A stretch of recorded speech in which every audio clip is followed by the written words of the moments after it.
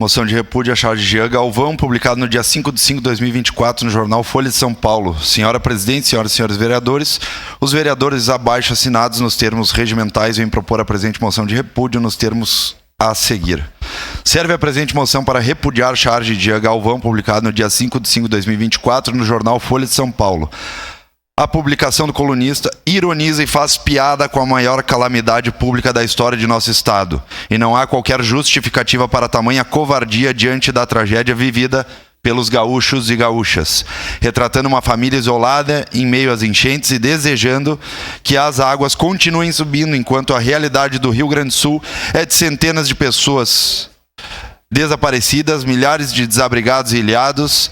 A publicação da Folha de São Paulo é um desserviço à sociedade, porquanto o papel fundamental da imprensa é informar e gerar o sentimento de solidariedade em meio a essa tragédia.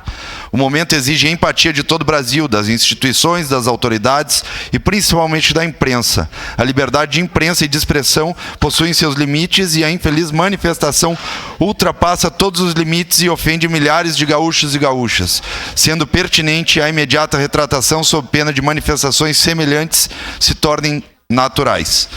Neste aspecto, é necessária a retratação em caráter de divulgação dos meios de doação e ajuda às famílias atingidas. Ante exposto, contamos com a acolhida pelos nobres pares e solicitamos que cópia da presente moção seja enviada por correspondência eletrônica à Folha de São Paulo e ao cartunista Jean Galvão, para que ambos retratem-se da infeliz publicação. Caxias do Sul, 7 de maio de 2024, 149 anos de colonização, 134 anos de emancipação política. Assinam este vereador Alexandre Bortoluz, PP, Adriano Bressan, PP, Gladys Frisso, PP, Maurício Scalco, PL, Almir Cadore, PSDB, Ricardo Zanquim, Novo, Sandro Fantinel, PL, Tenente Cristiano Becker, PRD.